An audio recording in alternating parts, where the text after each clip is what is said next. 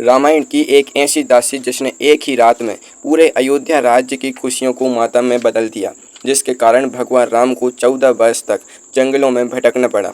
क्या आप जानते हैं कि उस मंथरा का पति कौन था? उसका विवाह किसके साथ हुआ था और वह जन्म से कुबड़ी थी या उसके साथ कोई दुर्घटना हुई थी? हम सब बचपन से रामायण देखते और सुनते आ रहे हैं। जब भी रामायण की बात होती है, हमारे मन में भगवान राम की मर्यादा, माता सीता का त्याग और लक्ष्मण की भक्ति की छवि उभरती है। लेकिन इस महान कहानी में कुछ ऐसे पात्र भी हैं जिनके बिना रामायण पूरी नहीं हो सकती। ऐसे ही एक नाम है मंथरा। मंथरा को रामायण की सबसे बड़ी खलनायिका माना जाता है। उसने रानी कैकेयी के कान भरे, जिसके बाद राजा दशरथ को मजबूर होकर राम को वनवास भेजना पड़ा। लेकिन आज तक लोग मंथरा के निजी जीवन के बारे में बहुत कम जानते हैं। उसके परिवार में कौन था, उसकी शादी किससे हुई थी, वह अयोध्या कैसे आई और उसके शरीर पर वह कुबड़ कैसे आया। अपनी आंखें बंद कीजिए और सोचिए, क्या मंथरा सच में इतनी शक्तिशाली थी कि उसने भगवान राम की नियति बदल दी, या फिर वह किसी बहुत बड़े खेल का हिस्सा थी? चलिए सबसे पहले बात करते हैं मंथरा के विवाह और उसके पति के बारे में। बहुत से लोगों के मन में यह सवाल उठता है कि मंथरा का पति कौन था। हमारे प्राचीन धार्मिक ग्रंथों जैसे कि वाल्मीकि रामायण और रामचरितमानस में मंथरा के विवाह या उसके पति का कहीं भी कोई सीधा जिक्र नहीं मिलता है। मंथरा राजा कैकेयी के राज्य यानी कैकेयी देश की रहने वाली थी। वह कोई साधारण दासी नहीं थी, बल्कि वह रानी कैकेयी के बचपन की धाय माँ थी। धाय माँ का काम छोटे बच्चों का पालन पोषण करना होता है। जब रानी कैकेयी बहुत छोटी थी, तब से मंथरा ही उनकी देखभाल कर रही थी। जब रानी कैकेयी का विवाह अयोध्या के राजा दशरथ जी के साथ हुआ, तब कैकेयी देश के राजा ने अपनी बेटी की सुविधा और सुरक्षा के लिए मंथरा को उनके साथ अयोध्या भेज दिया। इस तरह मंथरा कैकेयी के साथ एक मुख्य दासी के रूप में अयोध्या के महल में आ गई। धार्मिक कथाओं के अनुसार मंथरा ने कभी विवाह नहीं किया था। उसका कोई पति नहीं था और ना ही कोई संतान थी। उसका पूरा जीवन केवल और केवल रानी कैकेयी की सेवा में ही बीता। क्योंकि उसका अपना कोई परिवार नहीं था, इसलिए उसका सारा प्रेम और लगाव सिर्फ कैकेयी और उसके पुत्र भरत के प्रति था। वह कैकेयी को अपनी बेटी की तरह मानती थी और भरत को अपना पोता समझती थी। यही वजह थी कि जब राम के राज्य अभिषेक की बात आई, तो मंथरा को लगा कि कैकेयी और भरत के साथ अन्याय हो रहा है। वह चाहती थी कि सारा सुख और अधिकार सिर्फ भरत को मिले। लेकिन कहानी यहीं खत्म नहीं होती। अगर मंथरा का कोई परिवार नहीं था और वह सिर्फ कैकेयी से प्यार करती थी, तो वह इतनी क्रूर और कड़वी कैसे हो गई? और सबसे रहस्यमयी बात, वह कुबड़ी कैसे बनी? क्या इसके पीछे कोई पुराना श्राप था? आइए इस राज को जानते हैं। अब बात करते हैं मंथरा के कुबड़े होने की कहानी पर। मंथरा के शरीर पर जो कुबड़ था, वह केवल एक शारीरिक कमी नहीं थी, बल्कि उसके पीछे एक बहुत बड़ा दैवीय रहस्य छिपा था। पौराणिक कथाओं के अनुसार मंथरा अपने पिछले जन्म में एक गंधर्व कन्या थी, जिसका नाम दुंदुभि था। देवताओं के राजा इंद्र ने दुंदुभि को एक विशेष कार्य के लिए चुना था। देवता जानते थे कि धरती पर रावण और उसकी राक्षस सेना का अत्याचार बहुत बढ़ गया है। रावण को यह वरदान मिला था कि उसका वध कोई देवता या असुर नहीं कर सकता, केवल एक मनुष्य ही उसे मार सकता है। भगवान विष्णु ने रावण का अंत करने के लिए ही राम के रूप में जन्म लिया था। लेकिन अगर राम अयोध्या के राजा बन जाते, तो वे महल की सुख सुविधाओं में ही रह जाते और कभी बन नहीं जाते। अगर वे बन नहीं जाते, तो राक्षसों का वध कैसे होता?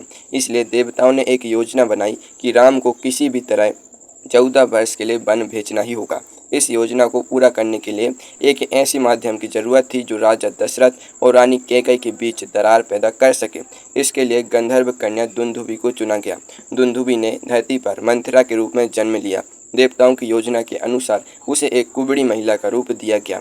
उसका यह रूप इसलिए था ताकि वह महल के में एक साधारण दासी बनकर रह सके और किसी को भी उस पर कोई शक ना हो। उसका कुबड़ उसके मन की टेढ़ी सोच को भी दिखाता था, जो समय आने पर देवताओं के काम आने वाली थी। जरा सोचिए, अगर माता सरस्वती उस दिन मंथरा की बुद्धि को ना बदलती, तो क्या आज हम भगवान राम को मर्यादा पुरुषोत्तम के रूप में जान पाते? जब राजा दशरथ ने राम को राजा बनाने का फैसला किया, तब पूरे अयोध्या में उत्साह का माहौल था। चारों तरफ खुशियां मनाई जा रही थी। लेकिन स्वर्ग में बैठे देवता चिंतित थे। उन्हें लगा कि अगर राम राजा बन गए, तो पृथ्वी से पाप का अंत कभी नहीं हो पाएगा।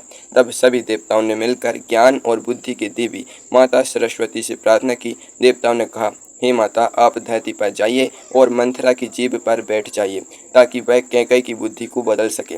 माता सरस्वती ने देवताओं की प्रार्थना स्वीकार कर ली। वे अयोध्या आईं और उन्होंने मंथरा की बुद्धि को पूरी तरह से पलट दिया। मंथरा के मन में राम के प्रति अचानक से नफरत और ईर्ष्या भर गई। वह तुरंत दौड़ती हुई रानी कैकई के पास गई। कैकई उस समय बहुत खुश थी और राम के राज्याभिषेक की तैयारी कर रही थी। जब मंथरा ने कैकई को उकसाना शुरू किया तो पहले तो कैकई ने उसकी बातों पर ध्यान नहीं दिया। कैकई राम से बहुत प्यार करती थी, यहाँ तक कि वे भरत से भी ज़्यादा राम को चाहती थी। लेकिन मंथरा ने हार नहीं मानी। माता सरस्वती के प्रभाव के कारण मंथरा ने ऐसे ऐसे कुतर्क दिए कि कैकई का मन धीरे धीरे बदलने लगा। मंथरा ने कहा, हे रानी, तुम कितनी नासमझ हो। यदि राम राजा बन जाए तो कौशल्या राजमाता बन जाएंगी और तुम उसकी दासी बन जाओगी। भरत को जीवन भर राम का गुलाम बनकर रहना पड़ेगा। इन तीखी बातों ने कैकई के दिल में डर पैदा कर दिया। इसी डर के कारण कैकई ने राजा दशरथ से अपने 2 वरदान मांगे। पहला भरत का राज्याभिषेक और दूसरा राम को 14 वर्ष का वनवास। इस तरह मंथरा अपनी योजना में सफल तो हो गई, राम वन भी चले गए। लेकिन क्या आपने कभी सोचा है कि राम के वन जाने के बाद मंथरा के साथ क्या हुआ? जब भरत और शत्रुघ्न वापस अयोध्या आए तब मंथरा के साथ जो हुआ वह आपके रोंगटे खड़े कर देगा। जब भगवान राम, माता सीता और लक्ष्मण वन चले गए तो राजा दशरथ इस गम को बर्दाश्त नहीं कर पाए और उन्होंने अपने प्राण त्याग दिए। पूरा अयोध्या शोक में डूब गया। उस समय भरत और शत्रुघ्न अपने ननिहाल गए हुए थे। जब उन्हें संदेश मिला तो वे तुरंत अयोध्या लौटे। अयोध्या पहुंचते ही जब भरत को पता चला कि उनकी मां कैकई ने राम को वनवास भेजा है और इसके पीछे मंथरा का हाथ है तो वे गहरे दुख और क्रोध से भर गए। भरत ने अपनी मां कैकई का त्याग कर दिया। उसी समय महल के आंगन में मंथरा सज धज कर घूम रही थी। वह बहुत खुश थी कि उसकी योजना सफल हो गई और उसका प्रिय भरत अब राजा बनने वाला था। वह सोने के गहने पहनकर और कीमती कपड़े पहनकर जश्न मना रही थी। जब लक्ष्मण के छोटे भाई शत्रुघ्न की नज़र उस पर पड़ी तो उनका गुस्सा 7वें आसमान पर पहुंच गया। शत्रुघ्न ने बिना कुछ सोचे समझे मंथरा को बालों से पकड़ लिया और उसे जमीन पर गिरा दिया। रामायण में वर्णन आता है कि शत्रुघ्न ने मंथरा को उसके उसी कुबड़ से पकड़कर पूरे आंगन में घसीटा। वे उसे सजा देने लगे। मंथरा दर्द से चिल्लाने लगी और कैकई से मदद मांगने लगी। शत्रुघ्न इतने गुस्से में थे कि वे मंथरा को जान से मार देना चाहते थे, लेकिन तभी भरत वहां पहुंच गए। भरत ने शत्रुघ्न का हाथ पकड़ लिया और कहा, शत्रुघ्न रुक जाओ, एक स्त्री पर हाथ उठाना हमारे कुल की मर्यादा के खिलाफ है और अगर भैया राम को पता चला कि हमने एक महिला की हत्या की है तो वे हमसे कभी बात नहीं करेंगे। भरत के कहने पर शत्रुघ्न ने मंथरा को छोड़ दिया। मंथरा बुरी तरह घायल हो चुकी थी। उसके सारे गहने टूटकर बिखर गए थे।